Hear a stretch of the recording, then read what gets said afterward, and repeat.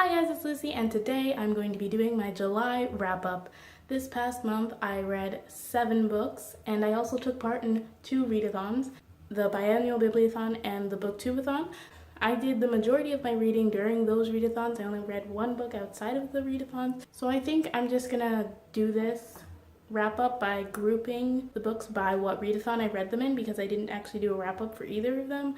But I did do like a booktubeathon vlog where I did like describe how I felt about the books after I read them, but I feel like it wasn't that clear of a wrap-up, so I'm gonna be wrapping them up more efficiently in this video, I guess. So the first readathon I took part in was the biannual bibliothon. As I said, I didn't do a wrap-up for it, but I'll leave my TBR link down below in case you're wondering. So the first book that I read was Since You've Been Gone by Morgan Matson. This is about a girl named Emily whose best friend Sloane disappears without a trace, and all that's left behind is a letter that Sloane wrote to Emily with a list of things that Sloane wants Emily to do this summer. And this list is full of things that Emily would never ordinarily do because Sloane is kind of the brave one in their friendship and Emily is more the quiet, shy one. But Emily decides that she's going to complete the list because she thinks if she completes the list, she will find her way to Sloane, like it'll somehow lead her to Sloane. And the book just follows Emily's journey completing the list. This is my first Morgan Matson book and I'm really glad I read it. I'm glad that this was my introduction to Morgan Matson because I really enjoyed it. I gave this book 4 stars. I found this to be the perfect, light, fun summer read, especially like where it is because, you know, I'm on summer vacation. I'm not in high school, but, you know, I'm on summer vacation. My main issue with it was actually something that I've seen a lot of people praise the book for, and that is the friendship between Emily and Sloane. I found it to be a little unhealthy. I kind of didn't understand their friendship or why they were really friends. Even the whole premise of this book, the fact that Sloane disappears, this is not like a mystery thriller type novel. It really is a light, fun summer read, but I feel like that kind of situation would lead to a mystery thriller type situation in any other context, like in real life. Like maybe not a mystery thriller, but you'd at least call the police or something. But that didn't happen, and I don't know, I just found that to be a little unrealistic. But yeah, I did really enjoy this and I do recommend it, and I will continue reading Morgan Matson's books. The second book that I read for the biannual bibliothon was Revolution by Jennifer Donnelly. This was my favorite book of the readathon, my favorite book of this month, possibly my favorite book of the year, I'm not sure yet, but definitely up there. This is a story told from dual point of view, where one is present day Andy Alpers, who's a girl who is depressed and on edge after the death of her younger brother and after her father leaves her mother. The story picks up when Andy is about to be kicked out of school and her father decides to come back into her life and take her to Paris in order to help her focus on the project she needs to work on in order to not be kicked out of school. While Andy is in Paris, she finds the diary of Alexandrine Paradis, who is a girl who was born around the time of the French Revolution, and that is when her diary entries take place. And Alexandrine is just a girl who has dreams of becoming an actor, and she somehow gets caught up in the life of a prince who was born at the wrong time to be a prince. And somehow both Alexandrine and Andy's stories intertwine, and throughout the novel we follow both their stories and unravel what's happening to both of them. As I said, I loved this book. I found everything about it to be just so good. The writing was beautiful and just made you feel every emotion possible, every emotion you needed to feel in order to connect with the characters, and I just had so many feelings reading the book. I almost cried. I did shed a couple tears and it was just so good. A big part of this novel is the use of music because Andy is kind of a music prodigy and she uses music to cope with her depression and everything like that. And it's just such a, like, I don't know, it's just such a good part of the story, if that makes any sense. I will warn you about Andy's angst, which I can see how people would be annoyed by, but personally, at the beginning it was a little bit annoying, but as you find out more about her story and her life, you kind of understand it and then you start to just feel more for her, so it's not the hugest deal for me. I ended up giving this book 4.5 stars, which I know you're wondering, why did you give it 5 stars if you loved it so much? I did have one problem with it, that I just couldn't give it 5 stars because I thought it was kind of a big deal. And that was not exactly portrayal of mental illness, but just how it was treated towards the end. Not that it was stigmatized or anything, but I just felt like how it ended in regards to mental illness was not realistic. Or not that the book has to be realistic, but I felt like it wasn't a healthy way of dealing with it. So I just had to take off half a star for that. But I did really love this book and I think I'm going to try and do a review on it. It's been like a month now, like I'm filming this the end of the first week of August, and I read this at the beginning of July. So it's been a while, but I'm still going to try and do a review. I just haven't really had time. But yeah, I really love this and I recommend it. The third and final book that I read during the biannual bibliothon was This Song Will Save Your Life by Leila Sales. This follows a girl named Elise who's feeling alone and depressed, and she has no friends. And then one day she comes across a warehouse party where she discovers DJing and finally feels like she fits in somewhere. I really enjoyed this book. I just really wish I hadn't read it immediately after reading Revolution, because I do feel like the premises are sort of similar, especially concerning a girl who's depressed, who's using music to cope with it, and inevitably I was drawing comparisons between them, and there was just no way this book was going to compare with Revolution, because Revolution still felt like a heavier book, and like this felt more lighthearted, so it just didn't have the same pull to me. But I did still really enjoy it. I just wish I hadn't read it so close to that, because I feel like I could have enjoyed it more.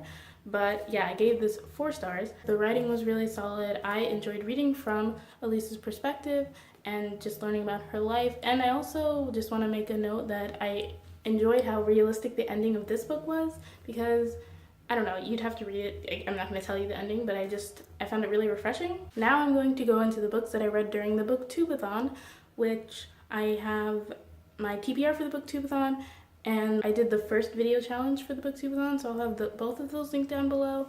And I also did 2 vlogs. I did 1 vlog, but I ended up splitting it into 2, where I just talked throughout the week of what I was reading, but this is going to be more in depth. But if you just want to see a week of my life, those will be linked down below, and one of the 4 videos that I just mentioned will be in the corner.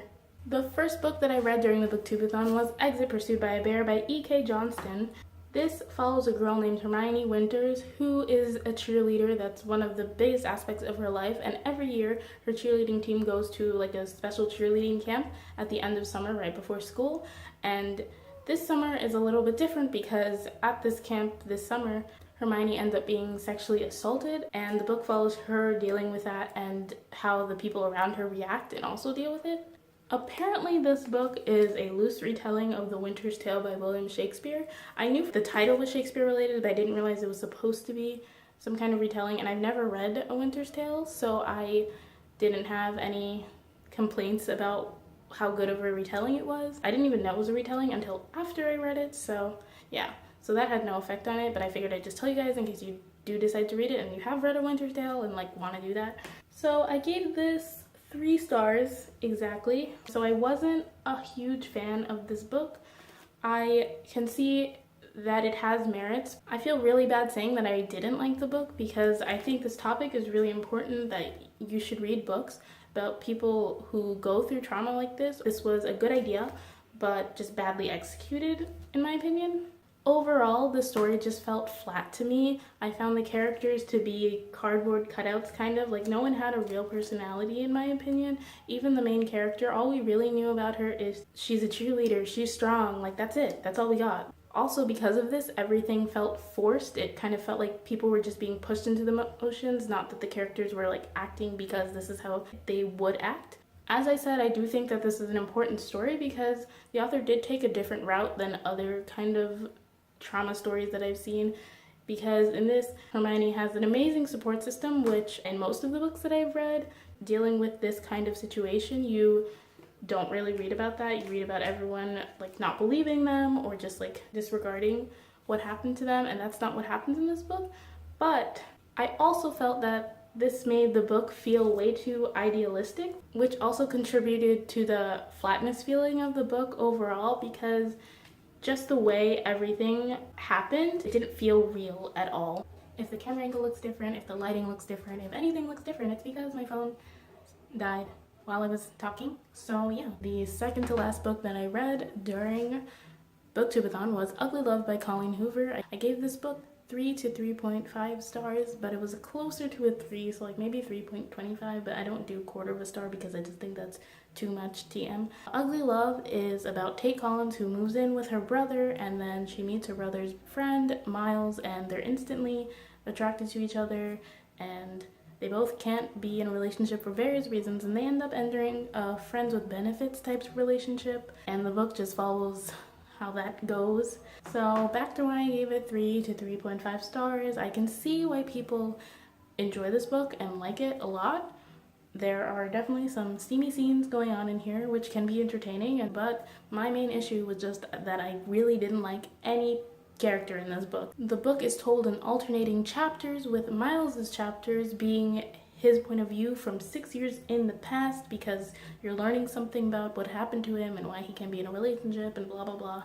But I really found those chapters to be off-putting, and they made me disconnect with the character and with what was going on in the story, because they were 6 years in the past, and they also happened to be told in verse for whatever reason. I think that was supposed to like add drama, but it just made me annoyed. And I also wasn't a big fan of Tate, who was just like really annoying. She was the biggest doormat I've ever read. We're told she's strong. She's supposed to be like a nurse getting, I think it's her master's in nursing. She's supposed to be intelligent and strong and all this stuff, and then everything she did was to the contrary, and she was neither of those things. So I wasn't a big fan. Most of the star rating is basically the entertainment value. I did find it easy to get through for the most part. Towards the end I was kind of like, is it the end yet? But for the most part I was entertained by it, so 3 to 3.5 stars, probably close to a 3. On Goodreads I gave it a 3. The last book that I read during the booktubeathon was Shadow and Bone by Leigh Bardugo. If you don't already know, this is a very popular book, so I'm not sure how you don't know, but basically this is a book set in a fantasy world where there are people called the Grisha who have like magical abilities. Our main character, Alina Starkov, finds out that she has latent magical abilities, so she's whisked off to join the Grisha. The Grisha are led by the Darkling, and Alina finds out that everything may not be as it seems, and blah blah blah. Stereotypical story, kind of, which makes it sound like I didn't like it, but I did enjoy it. I gave it 4 stars. Mostly I liked it because of the nostalgia factor. I felt like this reminded me of a lot of books that I used to read when I was younger, and I liked having that feeling. It was like a feeling of comfort, which I really liked having. For the most part, everything about the book was just okay, but the ending made me really intrigued to go on in the series, so I will be going on and getting the series. And as I said, the nostalgia factor really bumped it up to 4 stars for me. The last book that I read during the month of July, yes, this video was very, very long, was Fucking Awkward by various authors. This is an anthology of stories about people having sex and then something awkward happens, and that's basically every story. The reason I picked up this book was because Jackie from J Book Lover talked about it in one of her videos, and she loved it. She thought it was hilarious, so I was like, I should pick it up. And it was only 99 cents on Kindle, and apparently all the Kindle proceeds go to charity, so I was like, why not? And you know, I don't like regret reading it. It was a fun read. I gave it 3.5 stars. It was entertaining. In any anthology you're gonna have better stories than others. I felt like this had a little more of the not as good stories. Some of the stories did make me laugh out loud, which kind of bumped up the rating, but some of the stories just made me uncomfortable. So there's that. But yeah, if you're looking for awkward stories about people having sex, this is definitely the book for you. Those are all the books that I read in the month of July. It was only 7, which isn't the most books I've ever read in a month, but it's definitely not the least. So, you know, it was a good reading month. Towards the end, it wasn't as good quality-wise, but that's okay. Sometimes you win some, you lose some. If you like this video, please be sure to give it a thumbs up. If you have any opinions about any of the books that I talked about in this video, please leave a comment down below. And let me know what was your favorite book that you read in July. And if you liked seeing me talk about books, please be sure to subscribe to my channel because I make more videos where I talk about books. Again, thank you so much for watching. I'll see you in my next video. Bye! While Andy is in Paris, she finds the diary of I don't know. I don't remember what I was saying. Sorry. But yeah, it was like a feeling of comfort. It was like a feeling of comfort.